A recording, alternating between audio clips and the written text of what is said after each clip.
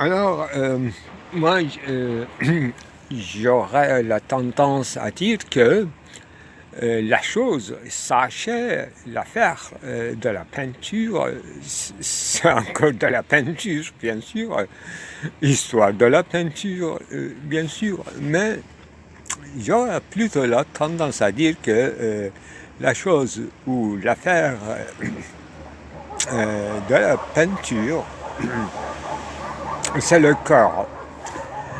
Parce que en faisant son tournant, M. Heidegger définissait la pensée de la philosophie ou de la métaphysique. Un tournant vers la pensée, je vais faire ou effacer toute la tradition. C'est une grande tournant. La chose de la pensée, disait-il, c'est la pensée. La chose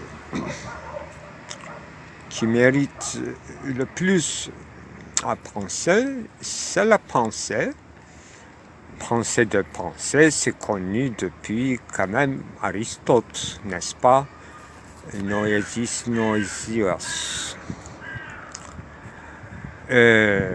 Ce sera une certaine explicitation de nous poeticos. C'est seulement nous qui est capable de créer des pensées et non pas affecté par des choses extérieures comme nous pathéticos. Ça aussi c'est une pensée, mais d'une pensée de deuxième degré, disons, chez Aristote. Et cette supériorité de pensée dans la tradition depuis Aristote, en passant par les philosophes islamistes, effectivement, est réservée à Dieu. Bon, soit, c'est logique, une classification logique. Tant qu'à faire, tant qu'il y a un Dieu, tant qu'à faire, la placer là où il n'y a pas de place pour les autres choses. Donc classifier, placer, faire une topologie énorme, c'est tracer un plan d'immanence, incluant bien sûr la transcendance. C'est ça, les projets des grandes métaphysiques. Le plus connu, c'est Plotin. Et parce qu'il joue sur deux pistes à la fois platoniciens, à la fois aristotélicien, donc il fait une grande synthèse totalisante et qui prépare toute, disons, aristotélisme du Moyen-Âge, représenté par les grandes figures des philosophes de l'islam. Bon, donc, d'une part la pensée, d'autre part la peinture. Donc, on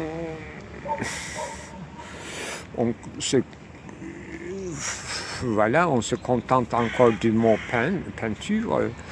Je dis parfois peinture, etc. Heureusement que c'est différent du graphisme, c'est différent de n'importe quel jeu d'image.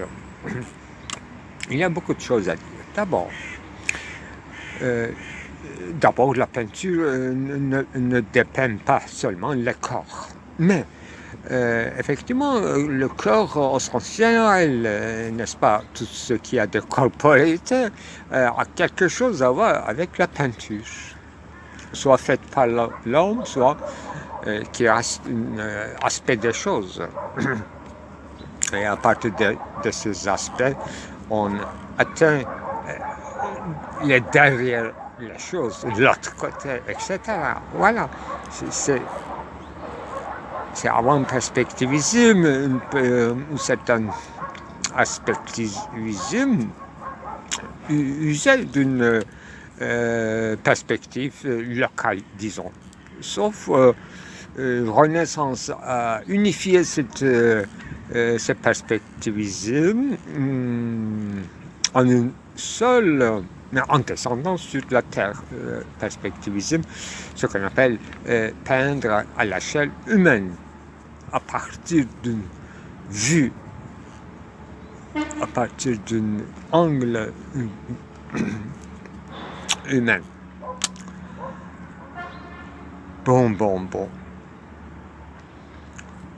Je vois, des petits problèmes qui peuvent être graves aussi. La philosophie a tenté, la métaphysique plutôt, à unifier une vision du monde en traçant un très large plan d'immanence, je disais. Le peintre à plusieurs époques, bien sûr.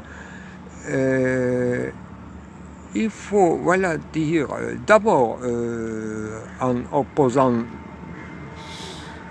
perspectivisme au aspectivisme, il ne faut pas oublier qu'il ne s'agit pas de revenir à l'aspectivisme à l'ancien. Ce que je vois là, c'est une sorte de hiérarchie des États, des entités. Chacun a sa place et dans sa place réservée, dans son topos, topoi. C'est ça l'aspectivisme. Disons, pour la compréhension des totalitarismes ou plutôt despotisme, on disait au XVIIIe siècle, despotisme oriental, qui avait besoin dans la représentation picturale, bas-relief, dans une moindre mesure dans la statue de l'aspectivisme. Comment libérer l'aspectivisme? Imaginons que l'aspectivisme est devenu donc le cubisme du XXe siècle est une sorte issue de l'aspectivisme, une sorte de retour tout à fait nouveau à l'aspectivisme. Donc à la fois très nouveau, à la fois très archaïque. Mais comment dirais-je, en apportant une certaine relativisme, mais avec, disons, les nouveautés de la compréhension de l'espace et du temps, plutôt, accélération dans la mobilité, par les moyens de transport et la guerre, bien sûr, et la destruction et brisure. J'adore, bien sûr, le tableau de Picasso, les dames d'Avignon, n'est-ce pas? Moi, à beaucoup d'égards, je regarde à mon tableau dernier, qui sera intitulé faussement, parce qu'il s'agit d'une influence superficielle, assistance au redressement à cheval. C'est ça, parce que mon tableau était un peu inspiré de cette chute de cheval des deux dames que j'appelle Esther et sa sœur, etc. S'il s'agissait d'une gravure à l'entrée d'un foyer d'étudiants pour la fille, etc. Et il y a une aire de les dames d'Avignon. Bon, d'abord, le corps, bien qu'il soit absent, bien qu'il n'y a qu'un paysage, il y a encore un corps. Et la corporité, un corps humain, je veux dire, et corporité en général, c'est inévitable. Même dans la peinture abstraite, je dirais, le mouvement du corps de celui qui peint, ses possibilités se projeter en couleur, en ligne, sur la tableau. C'est fantastique, c'est une nouveauté extraordinaire. Aussi, qui ne prend plus le cœur comme objet de représentation, mais comme un acte faisant, l'acte pictural.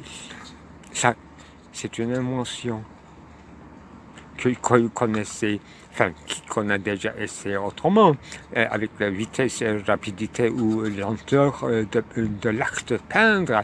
Le corps existe une certaine même physionomie, comme physiologie, je veux dire. Comme disait Nietzsche, philosophe devrait être d'abord, avant d'être une grande, profonde psychologue, devrait être une grande physiologue. Il se croyait une grande, profonde physiologue. Qu'est-ce que ça veut dire, physis? Moi, j'interprète dans quelques semaines, effectivement, ça comme je suis, entre parenthèses, dans le mystère de la matière. Tout simplement, je suis matière et je suis dans la matière. C'est l'un des titres de mes vidéos, de mes films. Bon. Alors, comment enchaîner? Bon gré, mal gré, si vous voulez ou pas, si vous commencez à peindre, vous peignez quelques cœurs, soit en forme, soit informe. C'est ça. Prise au sens formel de l'autre proposition. La chose de la pensée, c'est la pensée. Et pensée de la pensée, c'est interprété différemment. Là, on a fait un petit passage vers le grand métaphysique qui unifiait, donc qui essaie de trouver une solution au despotisme oriental, y compris Plotinus, en unifiant dans l'un tout ce qui existe, toute corporité hétérogène. C'est un projet extraordinaire et d'une libéralité extraordinaire, d'une audace extraordinaire et qui est digne de prendre voilà, le titre de la philosophie, et même perennis, prima philosophia, c'est-à-dire métaphysique. C'est un beau projet, et y compris les lumières, et on se demande si ça fonctionnera encore. Voilà, il faut penser aussi le perspectivisme en Renaissance, en peinture, dans le humanisme, aussi à cette unification, cette fois-ci à partir de l'homme, l'image de l'homme descendu sur terre, et même des divinités, je dirais, redevenues, humanisées en figure humaine. Voilà, c'est ma petite interprétation qui a des conséquences. J'ai écrit une lettre, un texte, si je vais vous lire. Mais qu'est-ce que je voulais...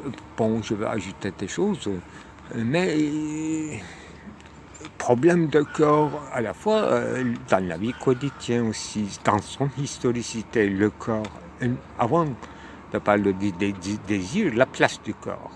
Et toujours avec cette phrase emblématique de Cézanne, le peintre apporte son corps, et je me demande c'est dans quelle mesure apporte son corps, et d'où apporte, comment rapporter un corps, porter son corps est confort. Voilà mon texte que je vais lire, ça joue, ça nage dans ces eaux-là. Mais je donne un petit arrêt d'abord avant de lire.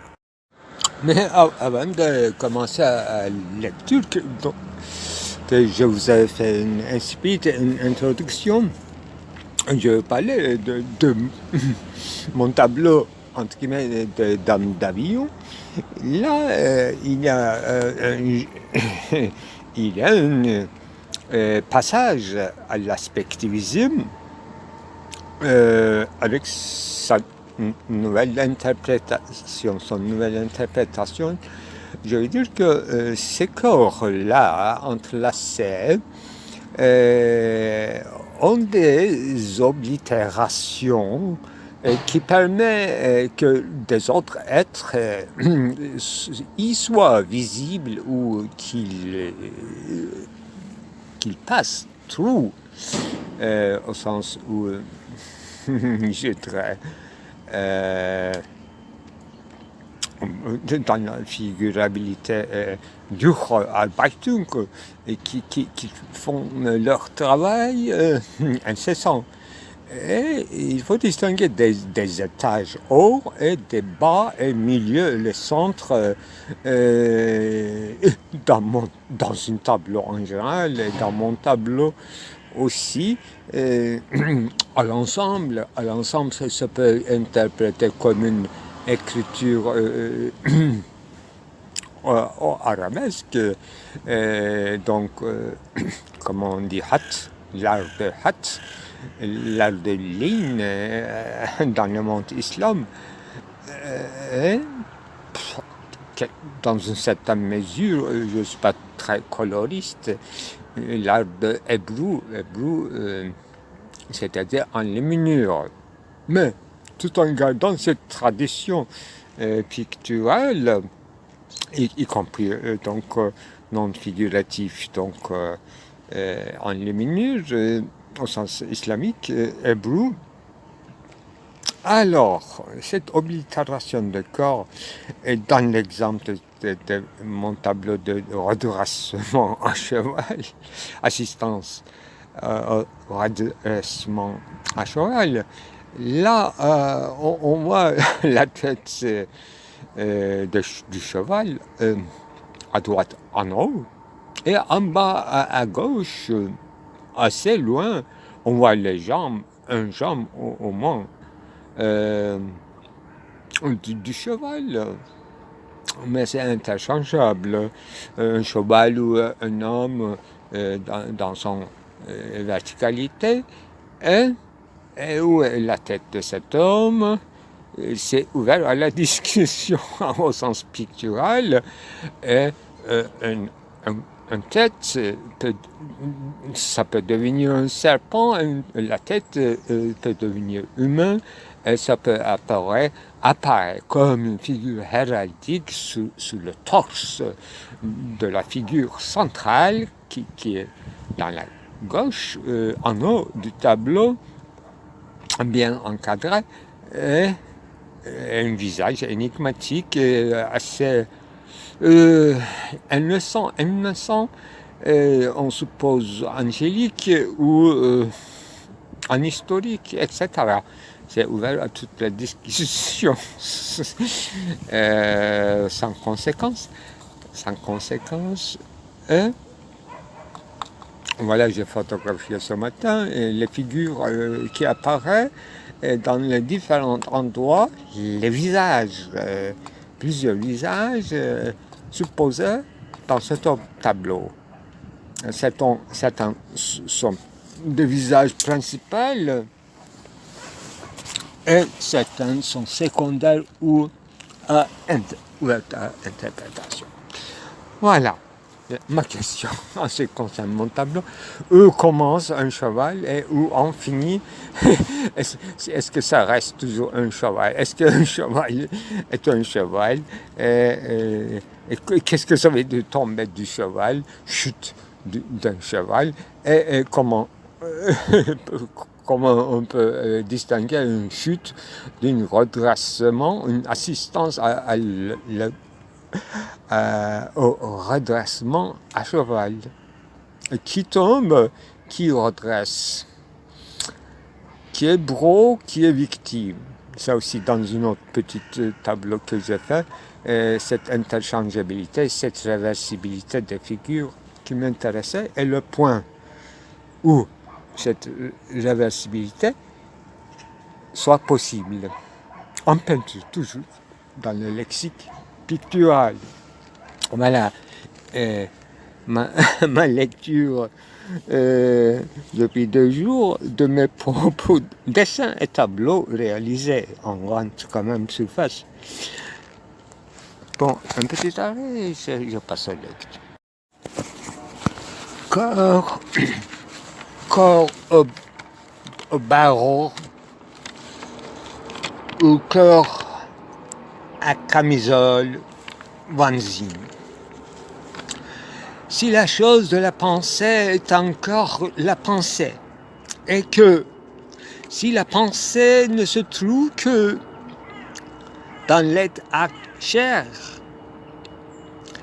et nulle part ailleurs que dans ce qu'il a créé, cet être-là, un artefact, ou la transformation de l'environnement, y compris l'espace et le temps, et que si même le peintre, le poète, et même le musicien, etc., selon le dire de Hölderlin, l'occupation la plus innocente dans le monde, leurs occupations, dans le peu de choses sans importance, sans conséquence sur le réel, devaient apporter son corps, leur corps, insidieusement ou à la lettre, d'emblée, pour s'y vibrer et faire vibrer, et d'autre part, chacun de nous, dans nos socialités insociables,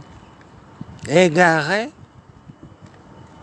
dans nos quotidiennités, devaient inéluctablement apporter leur corps, s'y faire mêler dans le travail pénible ou dans le loisir pendant lequel nous apporteront comme fardeau ce corps, soit en retraite, en voilement vestimentaire, soit d'emblée comme l'affaire de leur préoccupation avec tant de soins qu'ils y apporteront l'un pour l'autre dans l'ensemble de l'humain dont l'affairement est devenu encore, comme dans le temps de servitude et de domination, sans relâche, le corps. L'affaire de l'homme, l'humanité en général, suivant plusieurs époques, et surtout en rappelant l'époque de servitude et de domination sans relâche, l'affaire est encore le corps, le même de soi-même et du supérieur, pourquoi pas plusieurs cas de figure est possible, du supérieur, de l'acheteur, du demandeur, du commandeur, commanditateur, de l'inspecteur, du gardien, etc. Il y a plusieurs métiers qui concernent uniquement l'homme qui travaille pour l'homme, au nom de l'homme et à la merci de l'homme. L'affaire Zaché de l'homme, c'est encore l'homme dans le métier, dans la préoccupation, c'est-à-dire dans le travail, dans le monde de travail, ce qu'on appelle aujourd'hui service. Oui, secteur de service, des métiers de service, comme garçon de café, etc. Bon. Et cela, sans relâche, et s'y renvoyer au tiers de quelque transcendance étant abolie,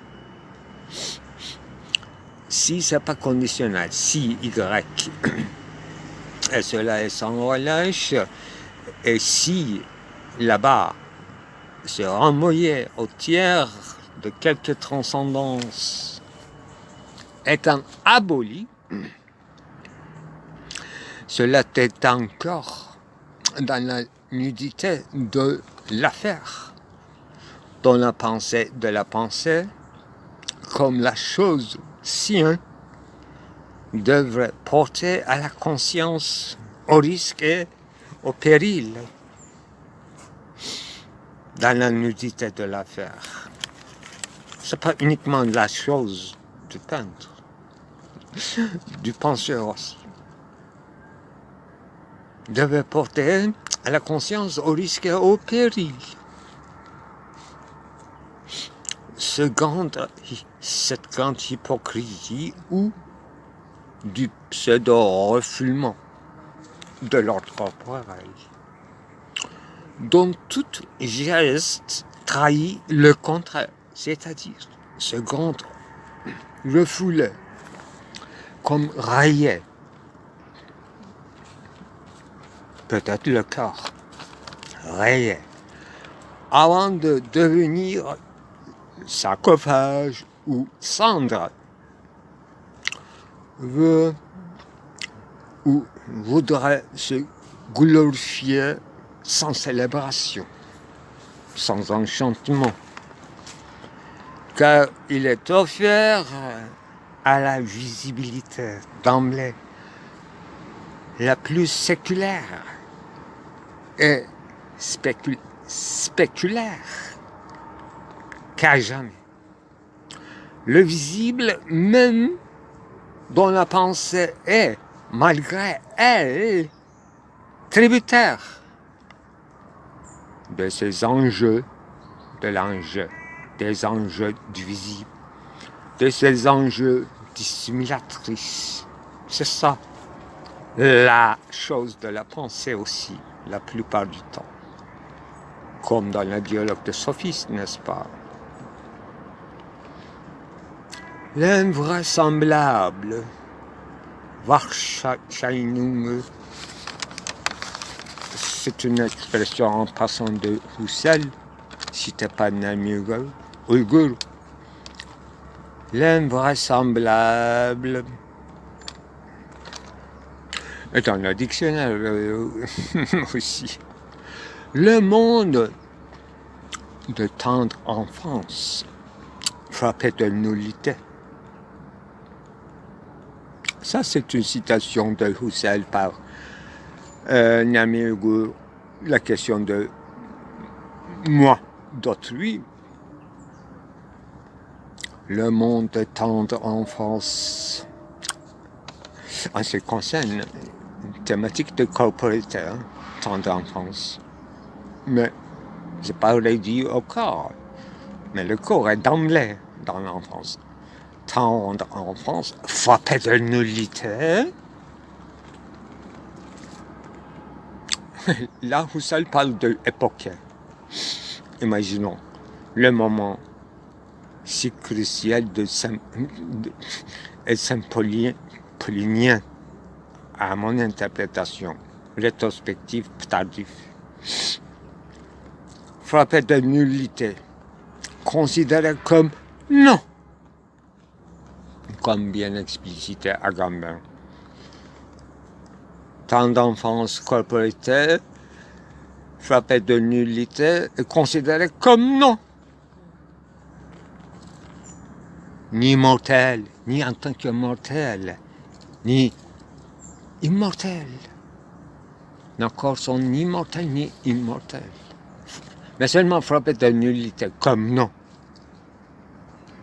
Pourtant d'emblée visible. Mais seulement mise hors du circuit. Hors du circuit.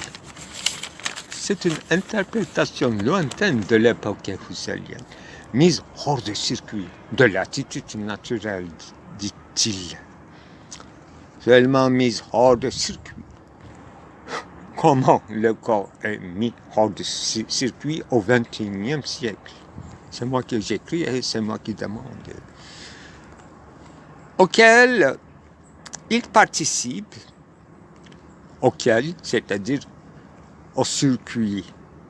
Il participe au circuit et il se met hors du circuit. Auquel il participe est l'enroulement sur soi de la rue de la fortune. Il participe un roulement ce soir de la rue de la Fortune, à laquelle la pensée se charge de trouver la place, le fondement, sa raison d'être, sa ratio essendi et peut-être sa ratio cognoscendi.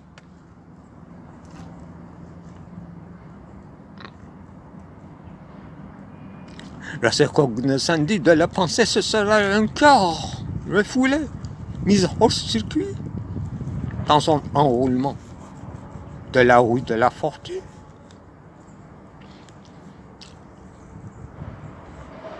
Ce corps voué au mutisme, bien qu'il est ratio essendi de la pensée et ratio cognoscendi même peut-être.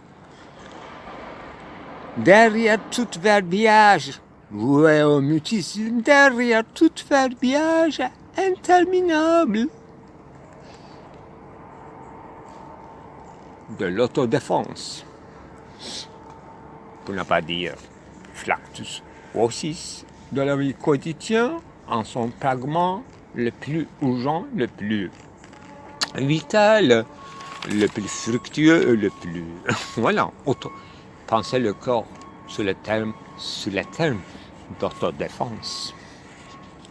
Et même persévérer dans l'existence, persévérer de Spinoza, c'est l'autodéfense d'un corps.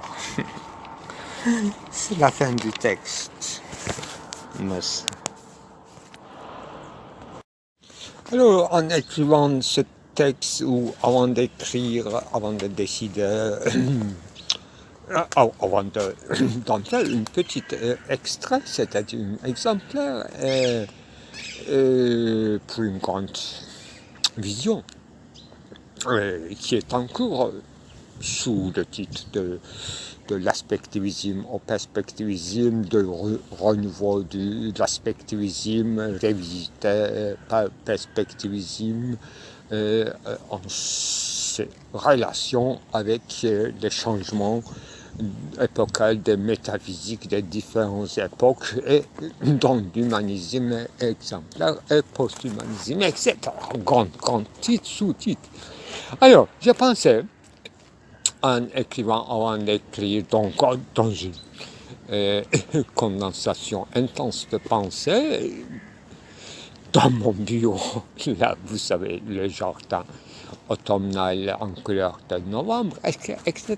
C'est là, ici même, que je trouve vraiment l'occasion de ramasser mes esprits complètement dispersés dans les tâches diverses et quotidiennes, etc., dont l'un était cuisiné en de différentes couleurs, des plats en coupe sacrée. Bon, je pensais, l'un des dessins en carton, très petite taille, mais standard. À l'époque, j'ai dessiné toujours systématiquement sur la même dimension.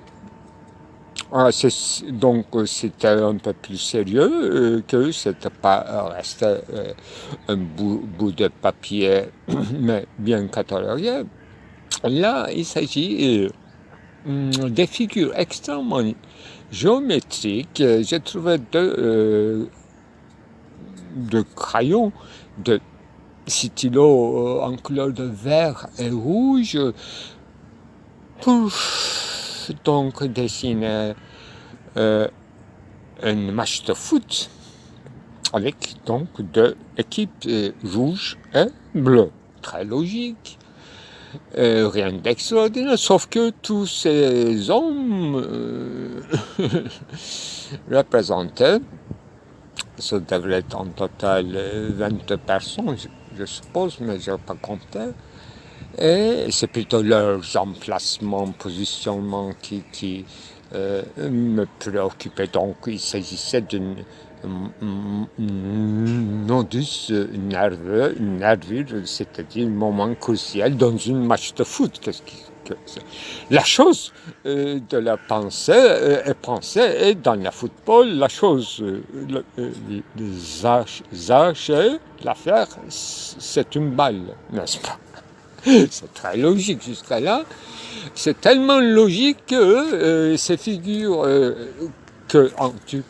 on les appelle Chopadam, c'est-à-dire sans chair complètement désincarnées, des figures qui n'existent que par leur fonction, occupées dans une match de foot. Donc l'emplacement, soit soccer, soit stopper, soit centre-fort, etc. Donc, et il y a une idée de das Gewicht, c'est-à-dire la terre, les mortels, les footballeurs, les immortels, ça ne représente que par le corps céleste dans ce dessin-là. Et je ne me rappelle pas, enfin, il ne s'agit pas le soleil en tout cas, ni la lune, mais des corps célestes, des corps célestes. Et par rapport au positionnement dans la stade, sur le terrain du jeu. Oui, c'est extrêmement intéressant, et je ne fais absolument pas fait des dessins comme ça, extrêmement géométriques, et tracés, les lignes tracées avec une, comment on appelle, jetvel, droiture. Eh bien, échelle. Vous dites sur quoi échelle en français? Là, il s'agit de tracer un plan d'immanence en ce qui concerne ce jeu même, qui n'explique rien en ce qui concerne le contenu du jeu, mais qui affirme bien que la chose du football, c'est pas la pensée, c'est pas le corps, les corporités sont réduites à des figurines géométriques désincarnées qu'on appelle Chopadam chez nous. Donc seulement 3 ans, 5 ans, les enfants de 3 ans, 5 ans savent dessiner. Mais moi, étant un apprenti philosophe, là, j'ai dessiné avec une échelle, donc droiture intouchable, irrapprochable, et tous les têtes en forme de baklava, c'est-à-dire une certaine quadruple,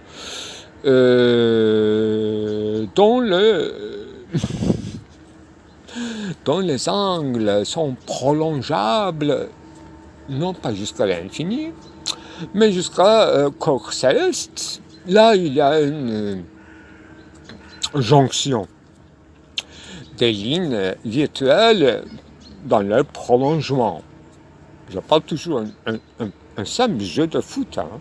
C'est un dessin fabuleux que je n'ai pas repris. D'où vient l'idée? J'en sais rien. Est-ce que j'avais envie d'en faire un grand tableau? Je ne crois pas, je ne pense pas, et je ne me souviens pas ce projet. Alors c'était donc un exercice de pensée pour moi. En ce qui concerne les règles du perspective, dont les lignes, toutes lignes se croisent, se joignent dans un point soi-disant infini. Là, par contre, l'infini, c'est un corps céleste. N'importe.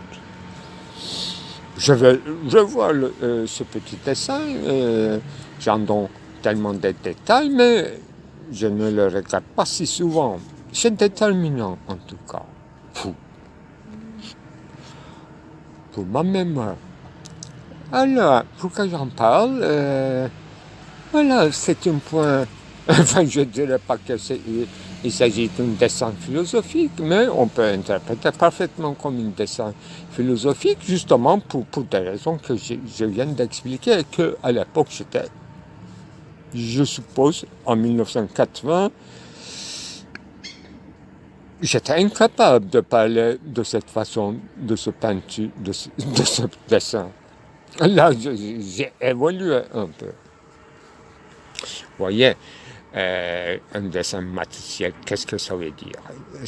Comment ça joue dans vos carrières au sens de révolution, et ça tombe sur vous à la tombée de nuit, au coucher du soleil, dans une soir automnal, en couleur novembre, c'est-à-dire égoïque, nous, ici même, dans mon bureau en plein air. C'est touchant. C'est touchant. C'est touchant. Enfin, ce qui est important, c'est que ça touche quelqu'un, et ça m'a touché maintenant. Alors, c'est tellement vain de tracer une plan d'immanence, mais c'est tellement urgent et préoccupant, et urgent au sens où, dans cette disparité des jeux, des affairements des hommes, qu'est-ce qu'ils font, quelles sont leurs affaires. Tout à l'heure, à l'instant même, j'ai dit que l'humanité dans son entier, en faisant semblant de travailler, de gagner son gain pécunier, etc., sa véritable chose, ce n'était que encore l'homme. Ça, c'est un inceste.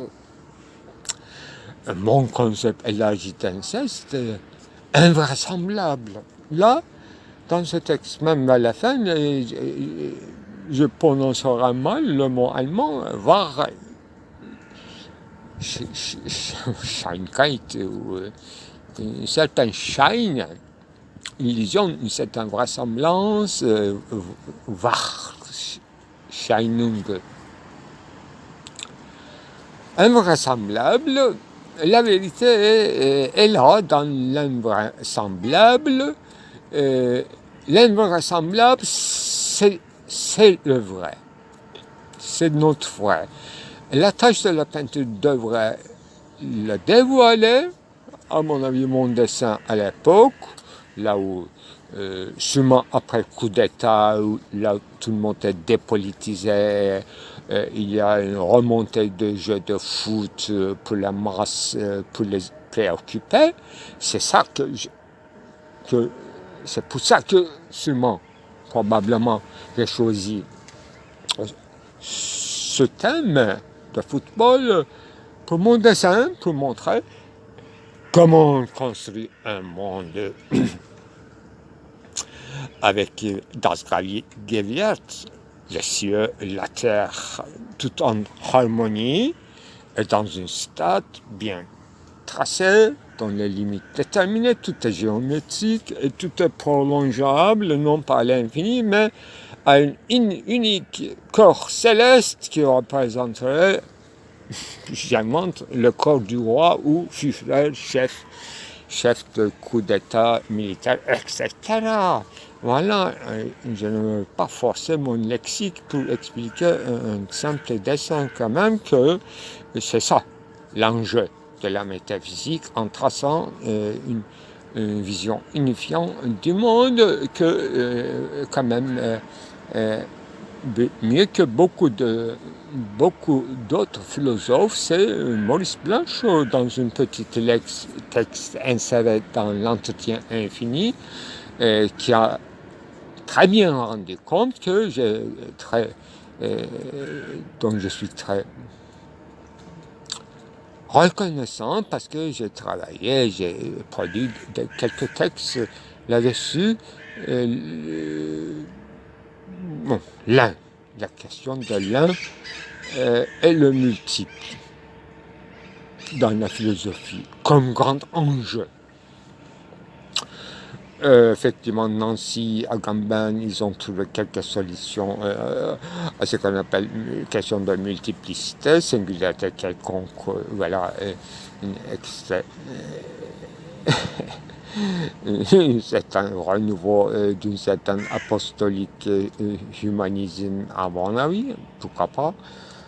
Et l'homme, voilà, maintenant soigneux de son corps, de sa vie biologique, réduit à son biologisme, devenu demandeur que demandeur dans des portes des hôpitaux publics, privés, prêt à donner tout pour sauver son corps, mieux préparé pour son corps abîmé que pour son âme encore plus dispersée. C'est ça notre enjeu. C'est à partir de là, dans un jardin d'hôpital, que je parle. C'est d'où vous parlez-vous, voilà. Qui parle et où il parle. Moi, je parle. Je suis très transparent, je dis tout. Notre incessante préoccupation, souci en ce qui concerne notre corps et notre mortalité, fait que nos cœurs sont au fond ni mortels ni immortels. Ils passent et nous perdons l'âme avant que nous les construisons, nous les bâtissons, nous les fabriquons, avant que nous l'écoutons ou nous donnons un certain sens, un cool libre à nos flux d'âme. Dans le corps, nous sommes très fascistes, c'est-à-dire, c'est très clair. Il y a des gens qu'on appelle les médecins, je supposé de savoir tout en ce qui concerne nos corps, et nous sommes des demandeurs venant visiter, comme on visite des lieux sacrés, des sarcophages, je ne sais quoi, des lieux sacrés, ce sont des hôpitaux, c'est ça. Je peux énormément d'enregistrements dans les hôpitaux et que je n'ai pas encore finalisé, je suppose, y compris Florence Nightingale, y compris l'hôpital Salpêtrière et son histoire et son rapport avec chimie et avec l'explosif qu'on appelle salpêtre. Et mon accès dans ces derniers mois à l'alchimie, au renouveau de l'alchimie et finalement notre salut dans la peinture. C'est mon fiction autobiographique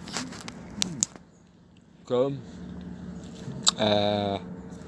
refaire tout le chemin dans le plus court, dans le plus court cheminement possible, ce qu'on appelle un épilogue. Au revoir. J'espère que vous avez ressenti, non pas dans le discours d'aujourd'hui, mais dans ce que j'ai dit dans un autre enregistrement, que quoi l'auteur, question d'auteur comme seule solution possible au problème de la souveraineté. Plutôt le contraire, c'est-à-dire la seule possible chemin de souveraineté, c'est l'auteur.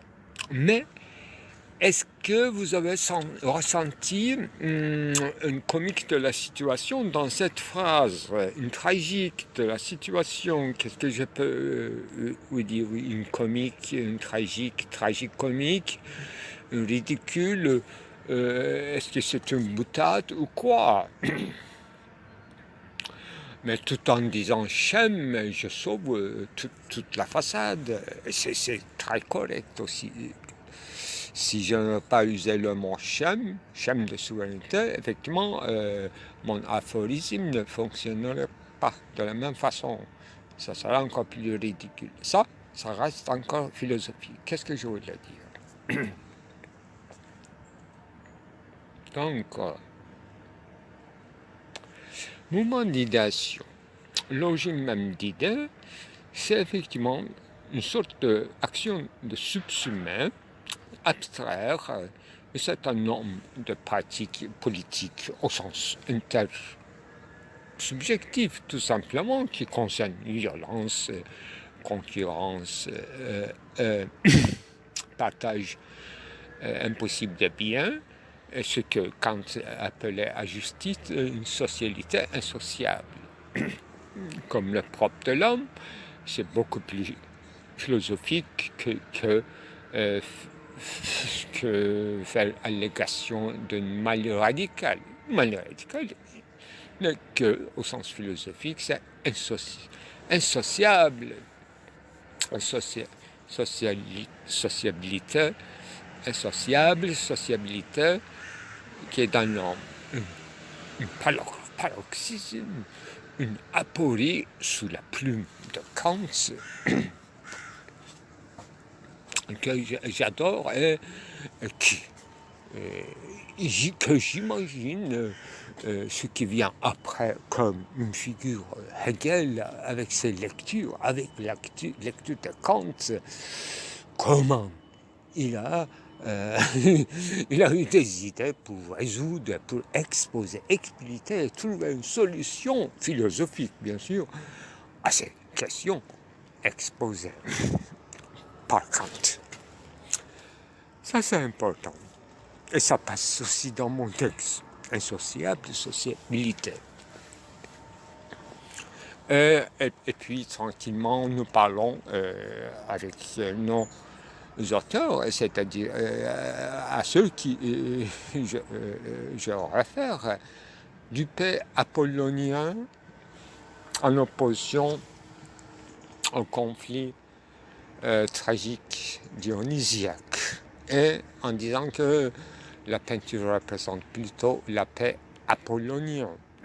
Oui, j'ai bien avoué que je préférais des images figées dans une table. Mais plus j'essaie de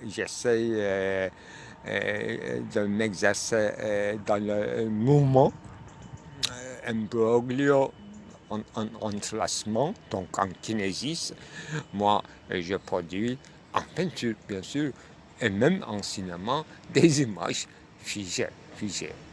C'est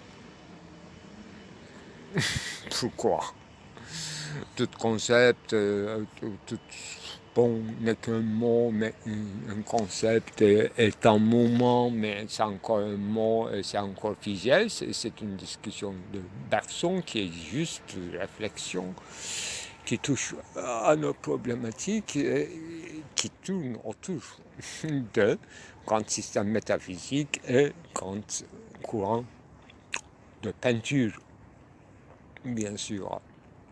Moi, j'ai pris comme question, comme un problème à discuter, à penser et en exercer surtout. Hein. On ne peut pas résoudre tout en discutant, mais si j'avais quelqu'un comme Didier Huberman ou Hubert Damisch en face de moi, ou s'il était vivant, Jean-Marie Pontellier, j'aurais bien aimé discuter ces problèmes. Ou bien avec nos amis, quelques-uns qui sont éparses, qu'on ne trouve pas toujours pour discuter.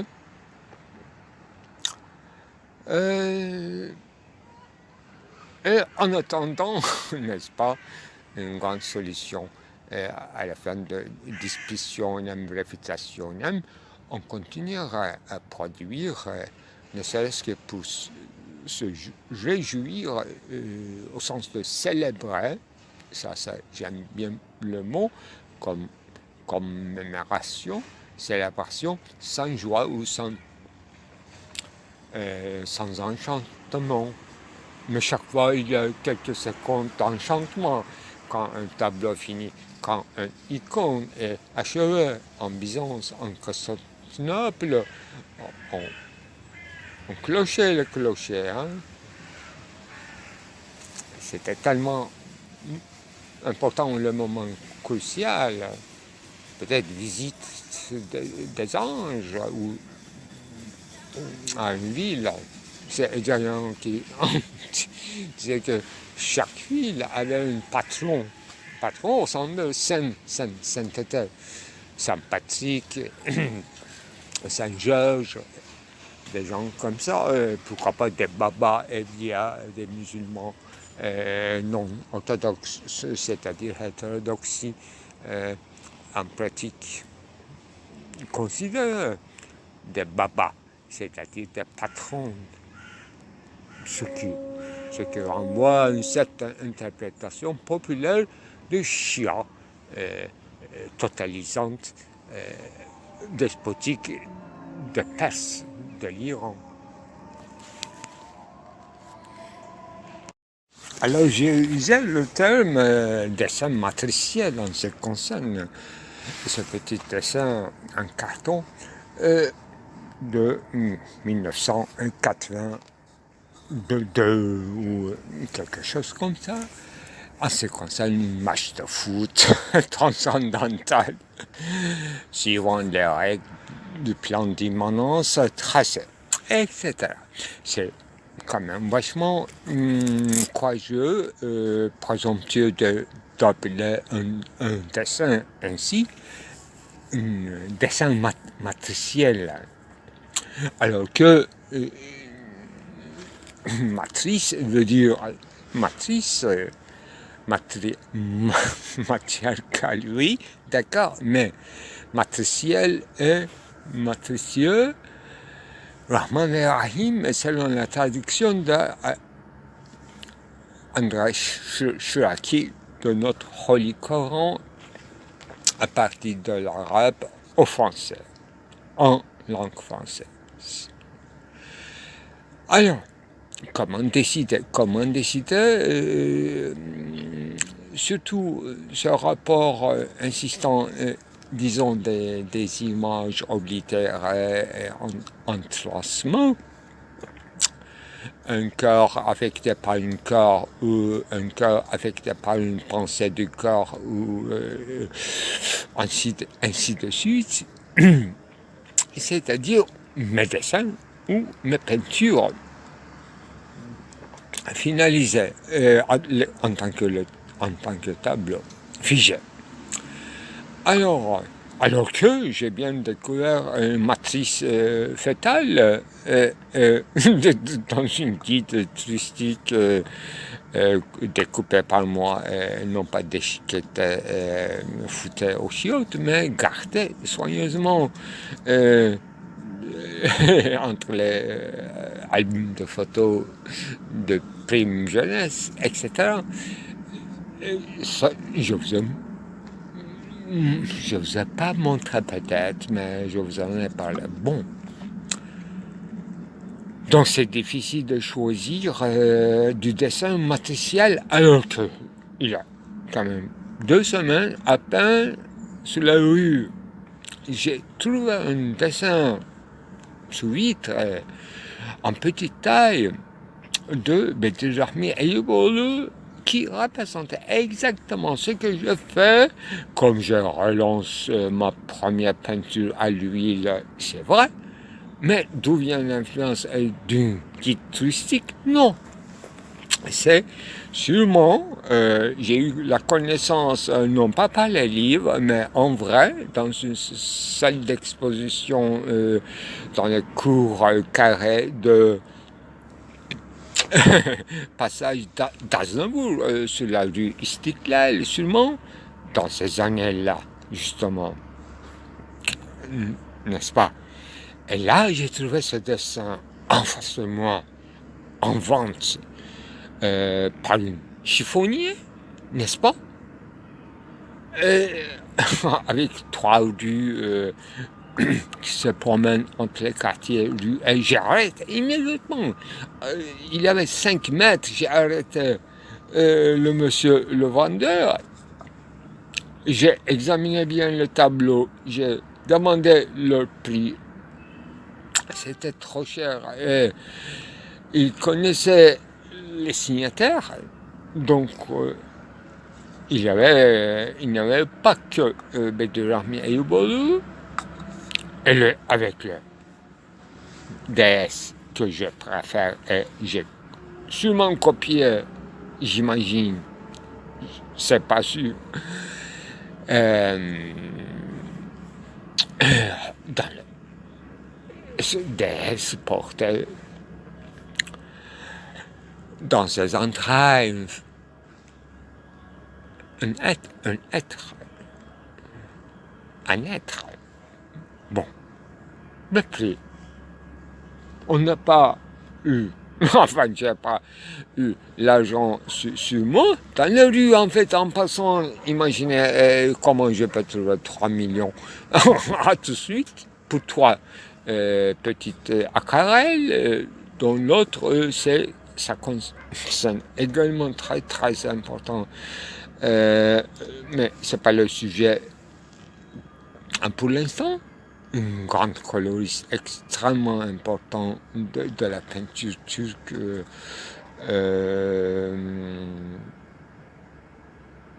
Berker, son nom de famille. Et j'ai proposé une somme qui était sur moi en espèces. Imaginez, dans les coins de rue, vous sortez de l'argent en espèces, n'est-ce pas? Et vous payez un tableau. Il signe Bedri, quand même. Non pas Bedri Rami Eyüboğlu, mais Bedri. Et on reconnaît immédiatement que c'est Bedri. Mais j'ai bien examiné, c'était un peu poussière sous la verre, mais on a pu facilement nettoyer à la maison ou par les spécialistes, bien sûr. Et j'ai laissé passer, malgré insistance, appel de vendeurs à Sauvette. Et je me suis dit que je vis quand même dans un quartier surnaturel. Là, on peut acheter, marchander, négocier sur place sur ce qui devrait être TS, sur ce qui étaient nos ancêtres, sur ce qui était pour moi, pour ma génération, cours carré de passage Tazamour sur la rue, c'était clair, etc. Effectivement, j'avais une face, poker face. J'étais un négociateur en pleine journée. Chacun autour choisissait sa mère, haricots verts et de grandes chou-fleurs. C'était midi. C'est mon histoire. C'est pas mon histoire, mais l'histoire qui a écrit Maurice Blanchot à la sortie ou à l'entrée de la bibliothèque de Saint-Geneviève.